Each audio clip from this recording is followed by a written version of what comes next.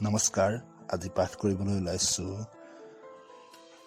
মোৰ অন্যতম এগৰাকী প্ৰিয় গল্পকাৰ ডক্টৰ ভূপেন্দ্ৰনাথ শইকীয়াৰ গ্ৰহণ নামৰ গল্পটো। ইহঁতে মোক বুৰ্বক বুলি ভাবে হবলা। যদি ভাবে তেনেহলে সিহঁতে ভুল কৰে।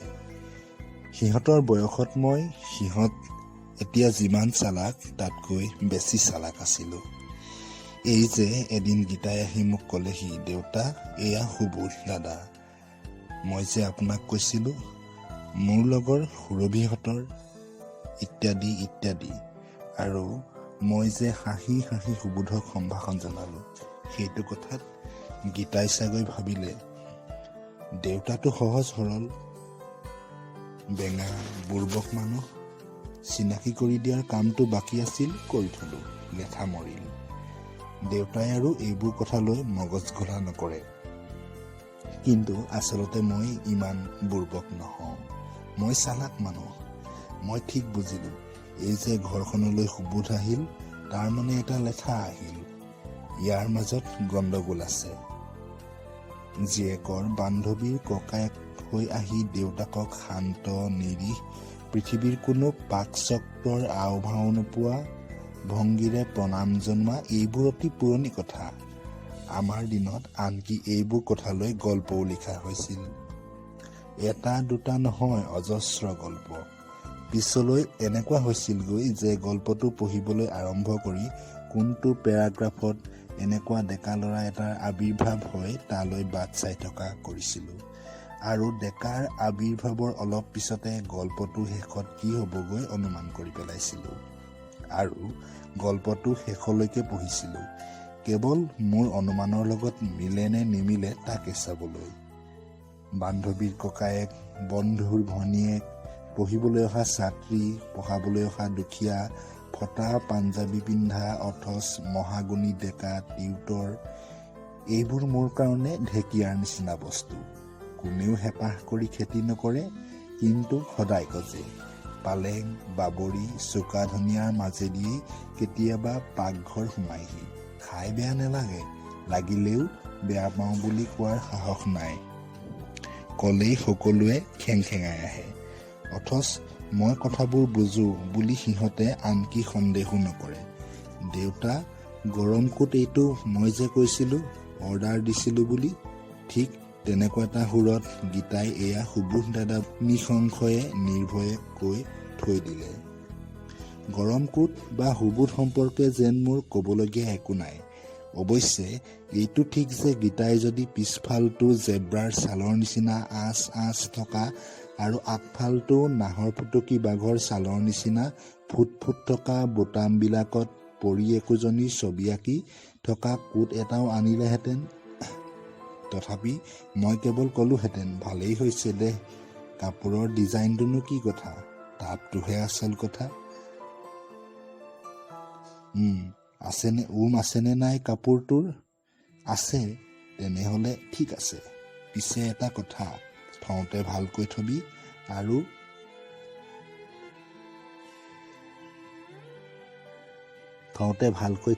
আৰু মাজে মাজে ৰ'দত দি ভালকৈ ব্ৰাছ কৰিবি। কেনেবাকৈ পোকে কুটিব লাগিলে সৰ্বনাশ হ'ব। হেৰি কৰিবি, জেপত ভিতৰ ফালে জেপ আছেনে নাই চাওঁ। আছে। সেই ভিতৰৰ জেপত নেপথেলিন কেইটামান ভৰাই থবি। ইয়াতকৈ বেছি মই একো নকলোহেঁতেন। ইহঁতক মই বেছি কথা নকওঁৱেই। দেউতা বুঢ়া মানুহ, দেউতাৰ টেষ্টৰ লগত আমাৰ টেষ্ট ইত্যাদি বুলি সিটো কোঠালি সিহঁতে ভোৰ ভৰাব। কথাবোৰ মই নুশুনিলেও মোৰ আত্মাটোৱে শুনিব। মই লঘু হ'ম, সৰু হ'ম, তেনেকুৱা অৱস্থা এটাত পেলোৱাৰ সুবিধা মই সিহঁতক নিদিওঁ। সুবোধৰ বিষয়েও মই একো কোৱা নাই। গীতাই চিনাকি কৰি দিওঁতে সি আমাৰ দিনৰ গল্পৰ নায়কৰ নিচিনাকৈ শান্ত নিৰীহ, পৃথিৱীৰ কোনো পাকচক্ৰৰ আওভাও নোপোৱা ভংগীৰে প্ৰণাম জনালে। মোৰ দুইখন হাত ওপৰত লগাই নমস্কাৰটো সম্পূৰ্ণ কৰাৰ প্ৰয়োজন নাছিল। মই বয়সস্থ মানুহ, গুৰুস্থানীয় মানুহ, অসময়তে বেয়া স্বাস্থ্যৰ কাৰণে অৱসৰ লোৱা কলেজৰ প্ৰিন্সিপাল মানুহ। মই সোঁহাতখন কপালৰ ওচৰলৈ তুলিলোঁ আৰু নমাই আনোতে চশমাযোৰ চকুৰ পৰা খুলি থৈ আহিলোঁ। অভ্যাসবশতঃ বুকুৰ ওপৰত চোলাৰ কাপোৰত চশমাযোৰ ঘঁহিলোঁ। তাৰ পাছত আকৌ চশমাযোৰ পিন্ধি গীতাই মোৰ ফালে উৎসুক দৃষ্টিৰে চাই আছে। তাৰ পাছত আকৌ চশমাযোৰ পিন্ধি দেখোঁ গীতাই মোৰ ফালে উৎসুক দৃষ্টিৰে চাই আছে। তাইৰ চাগৈ এক মুহূৰ্তৰ কাৰণে হ'লেও অমূলক হ'লেও অকণমান আশংকা হৈছে। দেউতাই বা প্ৰথম পৰিচয়ৰ মুহূৰ্তত সুবোধ দাদাক কি হিচাপে গ্ৰহণ কৰে? মই লগে লগে সুবোধলৈ চালোঁ। চশমাযোৰ মচাৰ এইকণ সময়ৰ মৌনতাৰ কাৰণে অভ্যৰ্থনাটো শীতল হৈ গ'ল নেকি? নহয়, মই তেনেকুৱা এটা ধাৰণাৰ সৃষ্টি হ'বলৈ দিবই নোৱাৰোঁ। মই সুৰুচিপূৰ্ণ সামাজিক আচাৰ ব্যৱহাৰত অভ্যস্ত ভদ্ৰ মানুহ। সুবোধৰ মুখলৈ চাই মই বহুত দিনৰ আগৰ চিন পাহৰি যোৱা বন্ধুক দেখা পোৱাৰ সুৰেৰে চিঞৰ মাৰি দিলোঁ। বহা বহা বহা, তোমাৰ নামটো মই এই মুখত শুনিয়ে আছোঁ। তুমি দেখোন কেতিয়াবাই অহাৰ কথা আছিল। কথাষাৰ কৈ মই হাঁহিলোঁ। সুবোধ বা গীতাৰ সলনি মই হোৱা হ'লে মোৰ হাঁহিটোক খোলা হাঁহি বুলিয়েই বৰ্ণনা কৰিলোহেঁতেন। দেহ মন দুয়োটাকে সংকুচিত কৰি সুবোধ বহিল। মোৰ কথাৰ উত্তৰত সি লাজকুৰীয়া সেমেকা হাঁহি এটা মাৰিলে। তাৰ পাছত অলপ সময় কাৰো মুখত মাত নাই। হঠাতে মোৰ মনত খেলালে, এইটো বেয়া কথা। মই গৃহস্থ। মই কথা বতৰা আৰম্ভ কৰি নতুন অতিথিৰ জড়তা নাইকিয়া কৰিব লাগে। হেৰি নহয়, মই কথা আৰম্ভ কৰিলোঁ। তই ভিক্টোৰিয়া কলেজত বুলি কোৱা নাছিলি জানো গীতা? কেনে কলেজৰ খবৰ বাতৰি কেনে আজিকালি? খবৰটো ভাল নহ'ব কিয়? আচল কথা হৈছে বেছিক ফাউণ্ডেশ্যনটো ভাল হ'লে পিছলৈ ভালে ভালে চলি থাকে। মাজে মাজে দুই এটা সৰু সুৰা উত্থান পতনৰ নিচিনা ঘটনা ঘটিবই, কিন্তু মেজৰ ক্ৰাইচিছ তেনেকৈ একো নহয়। হেৰি নহয়, সেই লাইব্ৰেৰীৰ ওচৰৰ এপ্ৰিল ফুলজোপা, তহঁতে আন কিবা এটা নামহে কৱ হ'বলা।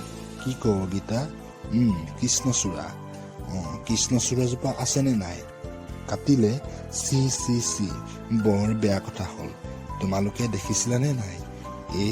তেনেহ'লে তোমালোকে কি বুজিবা? কি প্ৰকাণ্ড গছ!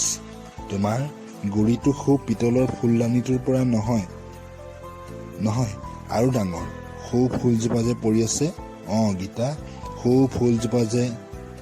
ফুলটোপা লৈ যাবিচোন, শুকাই গৈছিল। মই অথনি পেলাই দিম বুলি উলিয়াই অইন কিবা এটা কামত লাগি পাহৰিলোঁ। তাতে থাকিল। সেইটোপা পেলাই নতুন ফুল অলপমান ফুলদানিটোত থবিচোন। নহ'লে এটা কাম কৰ দে, সদায় ফুল সজাই থোৱাটো এটা আননেচেচৰী বডাৰেশ্যন। ফুলদানিটোকে লৈ যা, ভিতৰৰ আলমাৰীত সুমুৱাই থগৈ। তোমাৰ সেই ফুলথোপাৰ পৰা এইখিনিলৈকে ইমান শকত গছজোপাৰ গুৰিটো, আৰু গছজোপাৰ মাটিৰ ওপৰত ওলাই থকা শিপাবোৰেই আছিল আমাৰ কেইটামানৰ কমন ৰুম, বুজিছা? এবাৰ কি হ'ল, প্ৰিয়তোষ বাবু, তোমালোকে চাগৈ নামেই শুনা নাই। প্ৰিয়তোষ বাবুৰ হিষ্ট্ৰী ক্লাছ আছিল। ক্লাছত তেওঁ বৰ দবিয়াই, বুজিছা? আমি কেইটাই কি মন গ'ল জানো, ঠিক কৰিলোঁ নকৰোঁ ক্লাছ। আহি বহিলোঁ গছৰ শিপাৰ ওপৰত। কেইমিনিটমান গৈছে মাত্ৰ, এনেতে দেখোঁ সিফালৰ পৰা তোমাৰ প্ৰিন্সিপাল দবচন চাহাব পিছফালে হাত দুখন দি গহীন গম্ভীৰ খোজেৰে ইফালে সিফালে চাই আহি আছে। দেখিয়েই আমাৰ বহি থকা শিপাকেইডাল অজগৰ সাপ যেন লাগিল। হাউতকৈ আটাইকেইটা উঠি গছজোপাৰ শিলুটিলৈ গ'লোঁ। প্ৰকাণ্ড গছ। আমাৰ কেইটাক কিয় আৰু 10টা মানক সি নিৰ্বিঘ্নে লুকুৱাই ৰাখিব পাৰে? আমি ভাবিলোঁ গছজোপাই আমাক ভাল লুকুৱালে। পিছে তাৰ পাছৰ ইকনমিক্সৰ ক্লাছটোত বহিছোঁ, প্ৰফেচাৰে ৰোল কল কৰি উঠিছে।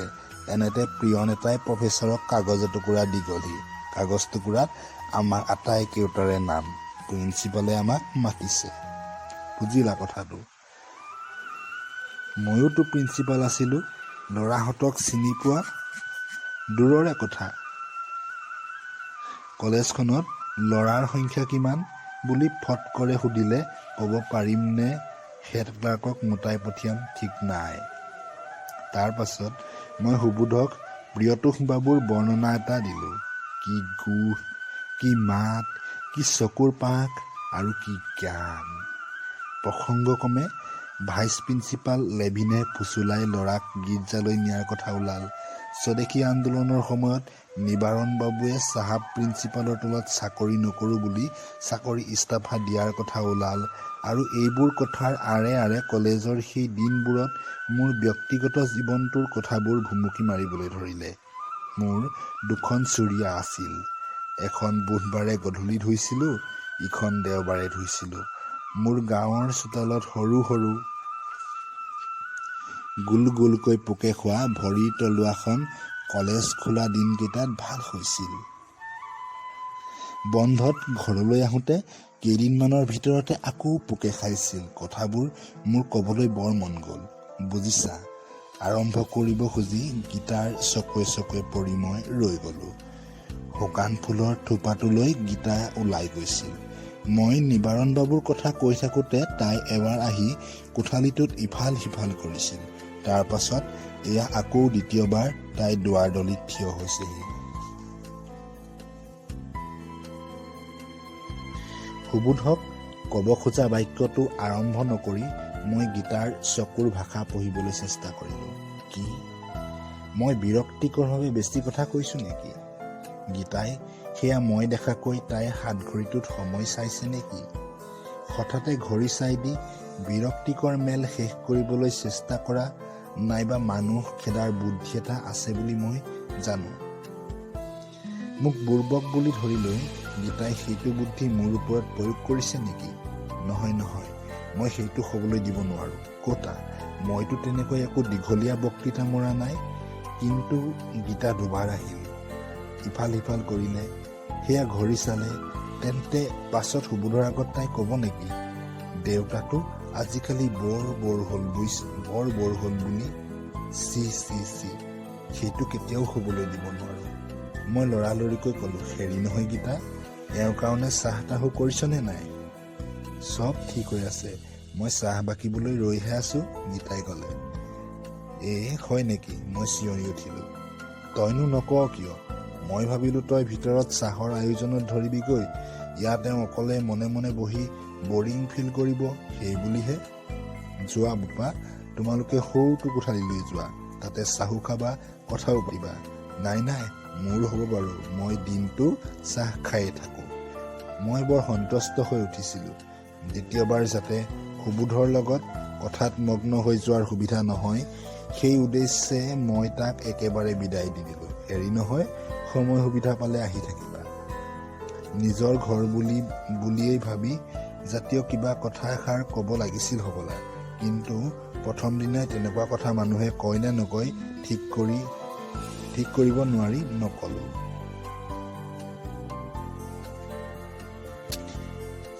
গীতাৰ পিছে পিছে সুবোধ ওলাই গ'ল। মই ঘড়ীটোলৈ চালোঁ।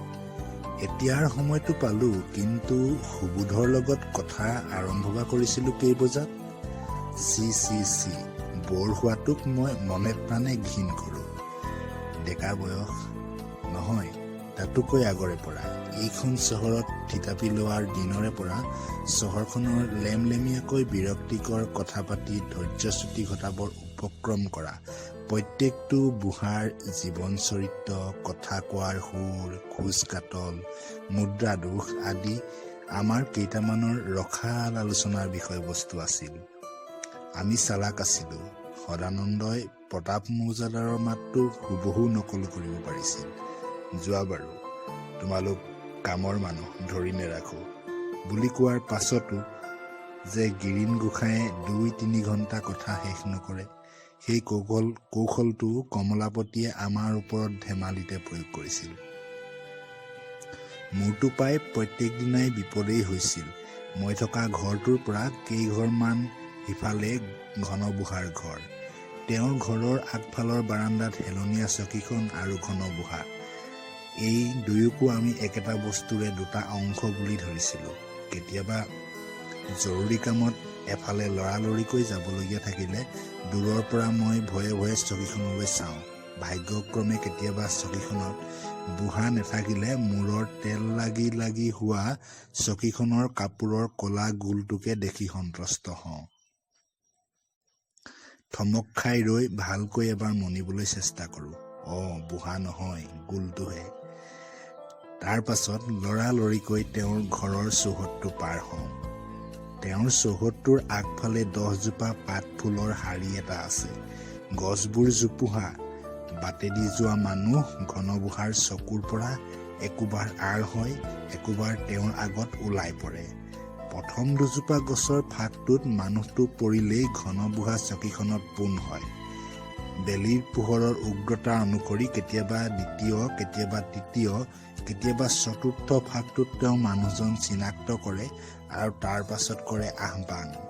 মই প্ৰায়েই বাটৰ সিটো দাঁতিয়েদি সিফালৰ মানুহ কেইঘৰৰ বেৰত যেন ছবিৰ প্ৰদৰ্শনী হৈছে তেনে এটা ভাৱেৰে লৰালৰিকৈ খোজ পেলাওঁ আৰু মনে মনে অস্থিৰ হৈ হিচাপ কৰোঁ। এটা ফাঁক গ'ল, বাচিলোঁ। দুটা ফাঁক গ'ল, বাচিলোঁ। তিনিটা। হেৰা, এয়া নিৰেণ নেকি হে? হয় বৰদেউতা। চাওঁ আহাচোন। বৰদেউতা, মই বজাৰলৈ আহিছিলোঁ। আলহী এজন আহিছে।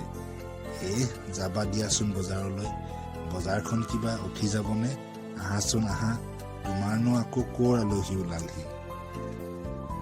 আলহী বুলি মই যিজন মানুহৰে নাম কম সেইজন মানুহকেই তেওঁৰ বংশৰ কোনোবা নহয় কোনোবা এজনক ঘনবুঢ়াই চিনি পায়। সেইজন মানুহক কেন্দ্ৰ কৰি তেওঁ মানৱ জাতিৰ বুৰঞ্জী, আমাৰ দেশৰ ভূগোল, এইটো চুবুৰীৰ ক্ৰমবিকাশ, মাধৱ মাষ্টৰৰ ঘৰৰ উত্থান, হৰিহৰ বিষয়াৰ পতন, এই সকলো বিষয়ৰে আলোচনা শেষ কৰি যেতিয়া মোক পদূলিমুখত আগবঢ়াই গেটখন ভালকৈ বন্ধ হৈছেনে পৰীক্ষা কৰে তেতিয়া আৰু মোৰ বজাৰলৈ যোৱাৰ আগ্ৰহ নাথাকে। আৰু যেতিয়া গেটৰ ওচৰত থিয় হৈ দ্বিতীয় পৰ্যায়ৰ আলোচনা শেষ কৰি তেওঁ মোক বিদায় দিয়ে তেতিয়া বোধ কৰোঁ বজাৰ সঁচাকৈয়ে উঠি যায়। তীব্ৰ বিৰক্তিত মোৰ তেতিয়া ঘৰলৈ উভতি আহি শুই থাকিবৰ মন যায়। আৰু মই সেই মানুহটোৱে এতিয়া লোকক কথাৰে আমনি কৰিম? নহয়, নকৰোঁ। মই বুঢ়া হৈছোঁ, কিন্তু মোৰ প্ৰখৰ বুদ্ধি এতিয়াও আছে। অকল মানুহক কথাৰে আমনি কৰাৰ বিষয়ত নহয়, বৃদ্ধ বয়সৰ প্ৰত্যেকটো দিনৰ প্ৰত্যেকটো বিষয়তে তীক্ষ্ণ বুদ্ধি, উদাৰ বিবেচনা শক্তিৰ পৰিচয় দিয়াৰ ইচ্ছা আৰু সুচিন্তিত কাৰ্যসূচী মোৰ ডেকাকালৰ পৰাই আছিল। আনকি মই মোৰ পত্নীকো কৈছিলোঁ, আমি এটা কাম কৰিম বুজিছা, আমি বুঢ়া হ'লে এই বুঢ়া বুঢ়ীবিলাকৰ নিচিনা টিপিকেল বুঢ়া বুঢ়ী নহওঁ। এই যে দেখিছা এই বুঢ়া বুঢ়ীবিলাকৰ সদায় পুতেক জীয়েকহঁতক লৈ অশান্তি, আমি তেনেকুৱা অশান্তি হ'বলৈ নিদিওঁ। অতুল গীতাহঁতে আমাক অশান্তি দিয়াৰতো কোনো সুবিধাই নাপাব। বৰঞ্চ আমি সদায় লক্ষ্য কৰি থাকিব লাগিব সিহঁতে আমাৰ পৰা কিবা অশান্তি পাইছে নেকি। কেতিয়াবা যদি গম পাওঁ আমাক সিহঁতে সামান্যভাৱেও বুজা বুলি ভাবিছে তেনেহ'লে হাতত পা পইচা থাকিলে দুয়োটা ক'ৰবালৈ গুচি যাওঁ। যদি নাথাকে তেনেহ'লে কিবা এটা কৰি দুয়োটাই মৰি থাকিম। মোৰ পত্নী আকৌ ঠিক মোৰ বিপৰীত, একেবাৰে বেঙী। মই কলেজ শিক্ষক আছিলোঁ কাৰণে আৰু লগৰ কোনোবা দুষ্ট ছোৱালীয়ে শিকাই পঠিয়াইছিল কাৰণে হ'বলা তেওঁৰ বিয়াৰ পিছত মোক ছাৰ বুলি সম্বোধন কৰিছিল। হাঁহোতে মোৰ পেটৰ নাড়ী ছিঙিবৰ উপক্ৰম হৈছিল। কথাটো মনত পৰিলে এতিয়াও হাঁহি উঠে। মই তেনেকৈ মৰি থাকিম বুলি কওঁতে তেওঁ মুখৰ ভিতৰতে চিহ নেপাই জাতীয় কিবা এষাৰ কৈছিল। মই যিকণ শুনিলোঁ তাৰে সূত্ৰ ধৰি কৈছিলোঁ, নেপায় কিহৰ নেপায়? তুমি ভাবিছা নেকি আমি দুটাই সিহঁতৰ চকীদাৰী কৰি থাকিম আৰু এদিন ডাঙৰ হৈ সিহঁতে আমি অকলে পাৰিম, আমাক চকীদাৰ নেলাগে বুলি আমাক বিসৰ্জন দিব আৰু আমি মায়া এৰিব নোৱাৰা বিশ্বস্ত চকীদাৰৰ নিচিনাকৈ বাৰান্দাত বহি বহি জীৱন কটাম? নহয়, সেইটো হ'ব নোৱাৰে। বৰঞ্চ আমি ঘৰৰ গৃহস্থ হৈ বহি থাকিম আৰু প্ৰয়োজন হ'লে সিহঁতে আহি আমাৰ সহায় বিচাৰিব, পৰামৰ্শ বিচাৰিব। সিহঁতে যেতিয়া মুখ খুলি ক'ব আমাক চকীদাৰ লাগে, তেতিয়া আমি চকীদাৰ কৰিম। ফুটবল খেলা চাব নালাগে, পাটিগণিত খুলি ল, অংক কৰ। সিদিনা এযোৰ জোতা কিনিছিলিহে, আকৌ এযোৰ কিনিবৰ হ'লেই নে? চাওঁ গীতা, মোৰ তোৰ এইখিনিত বৰ পিৰপিৰাই আছে, এইখিনিৰ পৰা দুডালমান পকা চুলি ছিঙি দেচোন। এইবোৰ কাণ্ড মোৰ দ্বাৰা নহ'ব, সিহঁতক মই এৰি দিম, এৰি দি চাই থাকিম সিহঁতৰ আলেখ-লেখ। আমাৰ গাঁৱৰ পেহীহঁতৰ ভাটৌটোৰ কথা মনত আছে? তাৰ সজাৰ দুৱাৰ সদায় খোলা থাকে। ৰাতিপুৱা সি বাহিৰলৈ ওলায় আৰু গধূলি আপোনা আপুনি সজাত সোমাই থাকে। মনত আছেনে সি কেনেকৈ পেহীৰ কান্ধত উঠি পেহীৰ মূৰটো খুটিয়াই থাকে আৰু লাহে লাহে পেহীৰ চকু মুদ খাই আহে? এইটো কিয় হ'বলৈ পাইছিল জানা? সঁচ, ভাল সঁচৰ চৰাই, সেইকাৰণে। ইহঁত যদি আমাৰ সন্তান হয়, সিহঁত ভাল হ'বলৈ বাধ্য। গীতাই নিজে আহি মোক ক'ব, ইছ ৰাম, দেউতাৰ ইমানবোৰ চুলি পকিল, ৰ'ব মই এডালকৈ আটা এসোপা বকা চুলি শেষ কৰিম আজি। এঘণ্টামানৰ পাছত মই ক'ম, দে হ'ল আৰু। একেথৰে মূৰটো পেলাই থওঁতে গলধনটো বিষাই গৈছে। তাই ক'ব, ৰ'বচোন, এই হৈ গ'ল, আজি এই ফালটো শেষ কৰি দিওঁ, কাইলৈ সেইটো ফাল কৰিম। প্ৰতিবাদ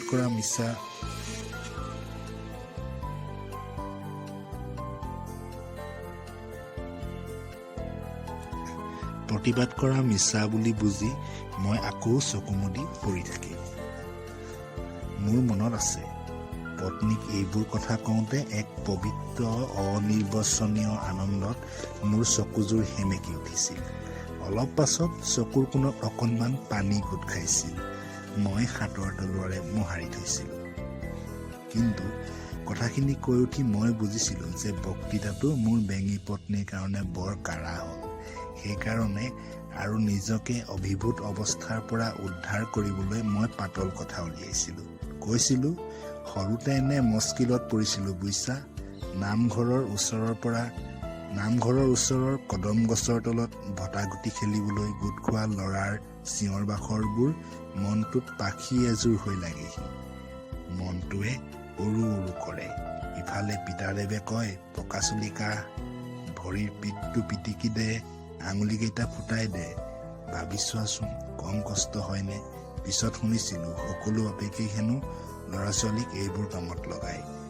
কোনোৱে হেনো ল'ৰা ছোৱালীক 10-15ডাল চুলিত একোটাকৈ পইচা দিয়াৰো বন্দবস্ত কৰে। নহয়, এইবোৰ বেয়া কথা। মোৰ সৰুকালৰ নিজৰ বিৰক্তিকৰ কথা মনত আছে। ল'ৰা ছোৱালীক এনেকৈ বিৰক্ত কৰিব নেপায়। আচলতে মই কৰাও নাই। পত্নীৰ লগত বহি সেই তাহানিয়েই মোৰ বুঢ়া বয়সৰ বাবে কৰা আঁচনি মই আজিও মানি চলিছোঁ। মোৰ পত্নী ঢুকাল, এতিয়া মোৰ ভৰিৰ গাঁঠিবোৰ মাজে মাজে বিষায়। কিন্তু মই মোৰ ল'ৰা ছোৱালীক মোৰ ভৰি পিটিকিবলৈ শিকোৱা নাই বা ভৰি পিটিকিবলৈ কোৱা নাই। অতুল ডাঙৰ হ'ল, সি চাকৰি কৰে, তাক ভৰি পিটিকিবলৈ কোৱাৰ প্ৰশ্নই নাই। গীতাক অৱশ্যে ক'ব পাৰি, কিন্তু মই তাইকো নকওঁ। মই মানুহৰ মন বুজো, মই চালাক। কিন্তু মোৰ অসুবিধাও হৈছে বহুত। পত্নী ঢুকাওঁতে মই বৰ কষ্ট পালোঁ। এজনী বেঙী মানুহ আঁতৰি যাওঁতে মোৰ পৃথিৱীৰ প্ৰত্যেকটো জীৱ থকা প্ৰাণী আঁতৰি যোৱা যেন লাগিছিল। আৰু কোনো নাই, একেবাৰে নিঃসংগ। কিছুদিনলৈ মোৰ কথা ক'বলৈ মন নগৈছিল। ক'ব খুজিলেও মাতটো ডিঙিৰ ওচৰতে বন্দী হৈ ৰৈ গৈছিল, ওলাই নাহিছিল। আওপকীয়াকৈ হ'লেও মোৰ কাণত পৰিল। মানুহে হেনো কোৱাকৈ কৰে, মই অফিচ আৰু কিতাপৰ মাজত সোমাই থাকি পত্নীৰ চিকিৎসাত অৱহেলা কৰিলোঁ, নহ'লে মানুহজনী নুঢুকালহেঁতেন। কথাটো কিমান দূৰ সঁচা ভাবি থাকোঁতে মোৰ বহুদিন গ'ল। পাছলৈ মোৰ গাটো ভাল নলগা হ'ল। এদিন কলেজৰ গভৰ্ণিং বডিৰ ওচৰত চাকৰিৰ পৰা অৱসৰ বিচাৰি দৰখাস্ত কৰিলোঁ। জোৰকৈ দৰখাস্তখন মঞ্জুৰ কৰালোঁ। কিতাপ পাতি পঢ়িবলৈ মই এৰি দিলোঁ, ভাল নালাগে। ফলত মোৰ অসুবিধা হৈছে বহুত। এসময়ত পত্নীক কৈছিলোঁ, বুঢ়া বয়সত সময়বোৰ কেনেকৈ কটাম ভাবোঁ ৰ'বা। পাইছোঁ, এটা ভাল কথা ভাবি পাইছোঁ। গীতাকতো বিয়া দি উলিয়াই দিমেই, কিন্তু ইয়ালৈ অতুললৈ কম পঢ়া শুনা কৰা, ধৰি লোৱা এই ইণ্টাৰমিডিয়েট মানলৈ পঢ়া লক্ষ্মী ছোৱালী এজনী আনিব। তাইক মই ঘৰত দুপৰীয়া পঢ়াম। চাবা 9 বছৰৰ ভিতৰত তাইক মই ডক্টৰেট কৰি পেলাম। পিছে একো নহবও হবলা। বিয়া দি উলিয়াই দিয়া লক্ষ্মী ছোৱালী অনা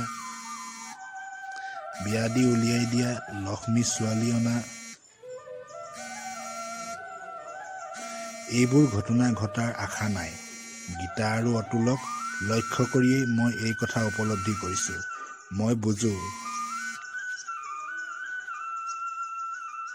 সকলো বুজো, কিন্তু মই বুজো বুলি ইহঁতে নুবুজে।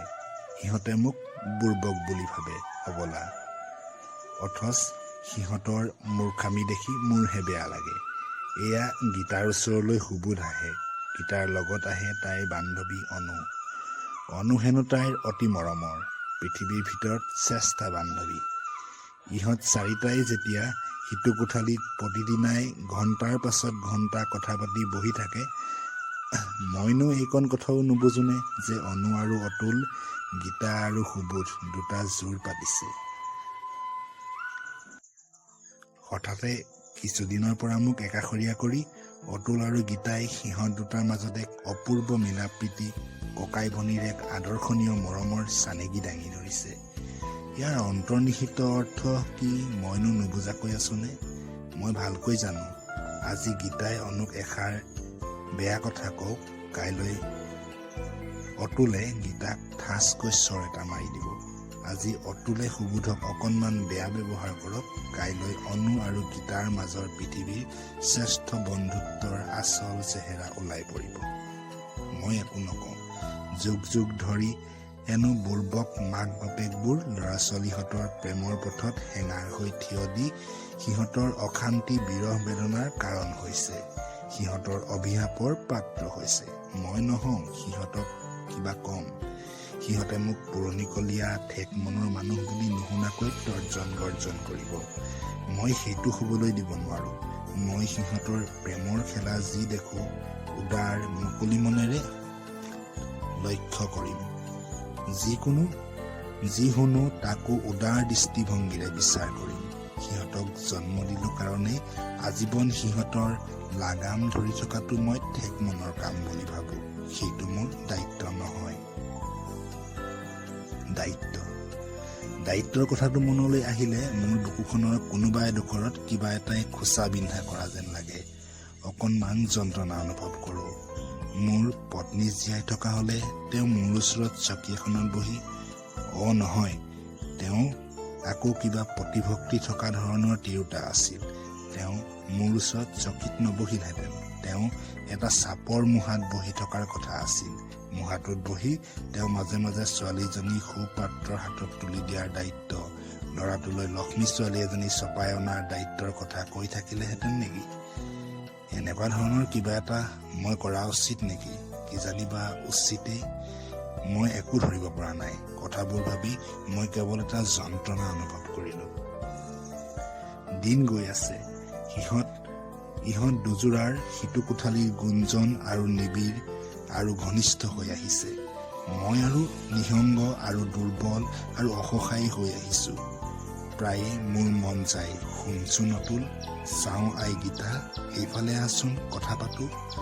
পিছে নেমাতো, সিহঁতৰ সময় কম। মই মনে মনে বহি থাকো। কিন্তু এদিন যেতিয়া গম পালো মোৰ এই মনে মনে বহি থকাটো সিহঁতৰ সহ্য নহয়, সেইদিনা মই বৰ বেজাৰ পালো।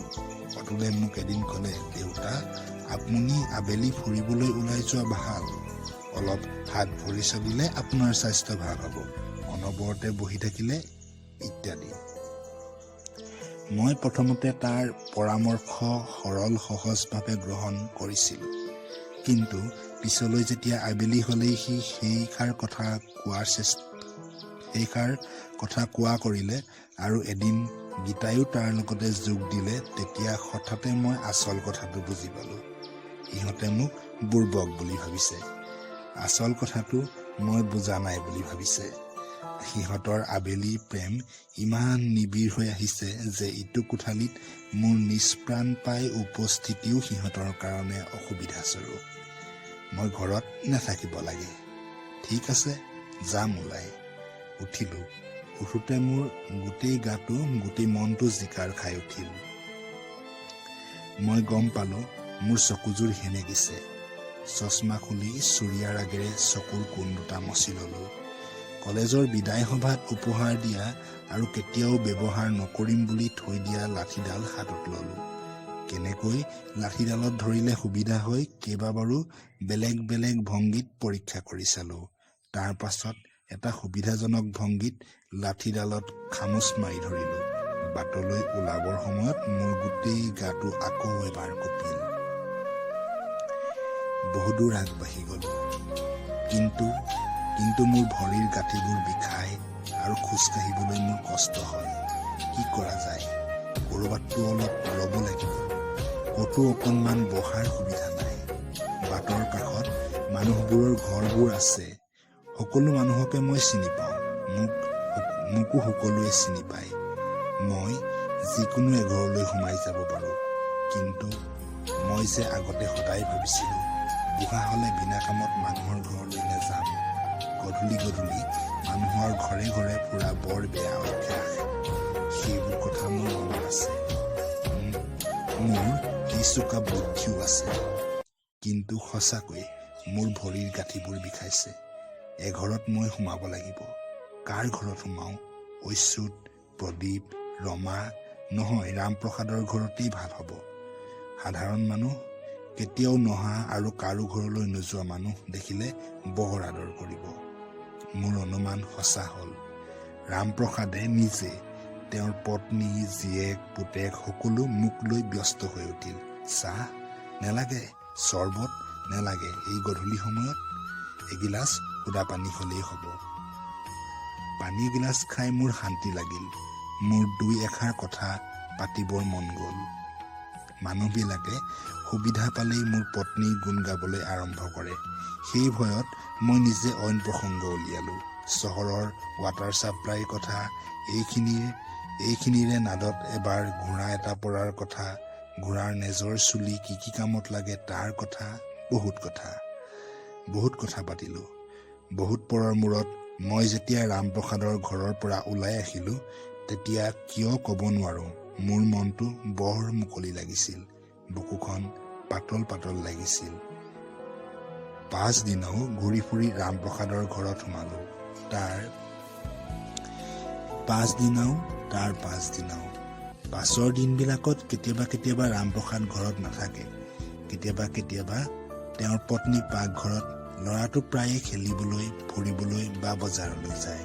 শেষত এদিন গম পালোঁ ৰামপ্ৰসাদ সন্ধিয়া ঘৰলৈ পলমকৈ আহে। তেওঁৰ ল'ৰা ছোৱালী দুটাৰ পৰীক্ষা। সিহঁতে আবেলিতে পঢ়িবলৈ বহে আৰু ৰামপ্ৰসাদৰ পত্নীৰ বহুত ঘৰুৱা কাম। তেওঁলোকৰ পদূলিৰ পৰা উভতি মই ইফালে সিফালে চালোঁ, কাৰ ঘৰত অকণমান বহোঁ। অচ্যুতে মোক বৰ সন্মান কৰে। তালৈকে যাওঁ, নহ'লে এৰা যাওঁৱেই। প্ৰদীপো ভাল মানুহ, ৰমাও বেয়া মানুহ নহয়। পিছলৈ সিহঁতৰ ঘৰলৈকো গ'লোঁ আৰু বহুতৰ ঘৰলৈ। ইতিমধ্যে আৰু এটা ডাঙৰ আনন্দৰ কথা হ'ল। নাযাওঁ বুলি ভাবি থকা স্বত্তেও এদিন এখন সভালৈ গ'লোঁ। সভাত সমজুৱাৰ ফালৰ পৰা কোনোবাই দুষাৰ ক'ব নেকি বুলি সভাপতিয়ে সোধাত মই থিয় হৈ দিলোঁ। বহুত দিনৰ মূৰত মানুহৰ আগত বক্তৃতা দিবলৈ থিয় দিলোঁ। এটা অদ্ভুত শক্তি মোৰ নিজৰ ভিতৰতে বিচাৰি পালোঁ। মই ক'লোঁ, বহুত কথা ক'লোঁ আৰু লক্ষ্য কৰিলোঁ পিছলৈ মই কোৱা কথাবোৰ মানুহবোৰে নিজৰ ভিতৰতে আলোচনা কৰিছে। বাৰে বাৰে শ্ৰোতামণ্ডলীৰ পিছফালৰ পৰা গুণগুণনি উঠিছে। দুই এজনকৈ কিছুমান মানুহ সভাৰ পৰা উঠি গৈছে। নিশ্চয় আঁতৰত মোৰ কথাৰ সাৰাংশৰ ওপৰত গুৰুত্বপূৰ্ণ আলোচনা কৰিবলৈকে। সভাৰ শেষত মোৰ বক্তৃতাটো বেছ দীঘল হৈছে বুলি মানুহে প্ৰশংসাও কৰিলে। মই ঠিক কৰিলোঁ অন্ততঃ সভাবিলাকলৈ মই যামেই আৰু গৈও আছোঁ, প্ৰায় সকলো সভালৈকে। ইতিমধ্যে কিন্তু এটা ডাঙৰ দুৰ্ঘটনাও ঘটিল। সুবোধ আৰু অনুৰ হেনো বিয়া হৈ গ'ল। বিশেষ মই একো নাজানো। গল্প আমাৰ দিনৰ গল্পৰ নিচিনা হ'ল। মোৰ হাঁহি উঠিল। হঠাতে গীতাৰ হোম চায়েন্স পঢ়াৰ প্ৰতি তীব্ৰ আগ্ৰহ হ'ল। মই সকলো বুজো। তাই বিৰহৰ যন্ত্ৰণাত ভুগিছে। তাই পলাব খুজিছে। আমাৰ দিনৰ গল্প। গীতা গুচি যোৱাৰ দিনা মই এটা অদ্ভুত যন্ত্ৰণাত অতিষ্ঠ হৈ উঠিছিলো। মোৰ চকুৰ পানী বৈ আহিছিল। সুবোধ ম্লান আৰু নিষ্প্ৰভ হৈ গ'ল। মোৰ চকুলৈ সি পোনে পোনে নেচায়। মই তালৈ মোৰ সমগ্ৰ চেতনাত থোপ খুৱাই চাই থাকো। তাক চাই চাই মোৰ হেঁপাহ নপলায়।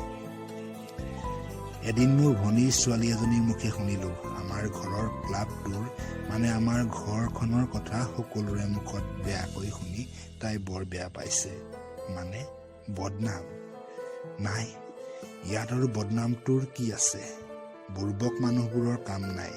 পিছে এটা কথা, এই মানুহবোৰ যে মোৰ ওচৰলৈ নাহে, বাটতো মোক বৰ বেছি উপযাচি নেমাতে, ঘৰখনৰ এই মিছা বদনামটোৰ ঘিণত নেকি? নহয়, সেইটো হ'বলৈ দিব নোৱাৰো। মোৰ ঘৰ এখন সম্ভ্ৰান্ত ঘৰ, এজন তীক্ষ্ণ বুদ্ধিসম্পন্ন মানুহৰ ঘৰ, এদল স্বাধীন চিতীয়া মানুহৰ ঘৰ। ঠিক আছে, মই এটা কাম কৰিম। মই সকলো মানুহকে লগ ধৰি কথা পাতিম। কথা পাতি চাম তেওঁলোকৰ আমাৰ প্ৰতি কি মনোভাৱ, আৰু তেওঁলোকৰ মনোভাৱ বেয়া যেন দেখিলে মই প্ৰকাৰান্তেৰে বুজাই দিম মোৰ জীৱনৰ দৰ্শন কি। কিন্তু মানুহবোৰ দেখোন ঘৰত নাথাকেই। প্ৰায়বোৰ মানুহৰ ঘৰতে ৰাতিপুৱা চেষ্টা কৰি চাইছো, দুপৰীয়া চেষ্টা কৰি চাইছো, গধূলি চেষ্টা কৰি চাইছো। নাই, যাকেই বিচাৰো কাকো ঘৰত লগ নেপাওঁ। সকলো কেনিবা ওলাই যায়। উত্তৰবোৰ ঘৰখনৰ সৰু সৰু ল'ৰা ছোৱালীবোৰে দিয়ে। ভৰিৰ গাঁঠিবিলাকৰ বিষটো মোৰ লাহে লাহে বেছি হৈ আহিছে। সেইকাৰণে পৰাপক্ষত আগফালে হেলনীয়া চকীখনতে বহি থাকো। কিন্তু কথাবোৰ মোৰ ডিঙিৰ ওচৰত লগাই থাকে। বহুত কথা, মোৰ বহুত কথা ক'বলৈ আছে। মোক মানুহ লাগে, অনবৰত মোক ওচৰতে মানুহ একোজন লাগে, নহ'লে মই বৰ কষ্ট পাওঁ। মানুহ নাথাকিলেই, ডিঙিত শব্দ হৈ নাথাকিলেই, নিসংগতাৰ সুবিধা পালেই এটা সম্পূৰ্ণ জীৱনৰ বেদনাই মোক হেঁচি ধৰে। যন্ত্ৰণাত মই হাহাকাৰ কৰি উঠো। মোক মানুহ লাগে, সৌজন। হেৰা, সেয়া ধীৰেন নেকি হে? হয় ছাৰ। চাওঁ আহাচোন। ছাৰ, মই বজাৰলৈ আহিছিলো। আলহী এজন আহিছে। যাবা দিয়াচোন বজাৰলৈ। বজাৰখন কিবা উঠি যাবনে? আহাচোন আহা, তোমাৰনো আকৌ ক'ৰ আলহী ওলালহি। ধন্যবাদ।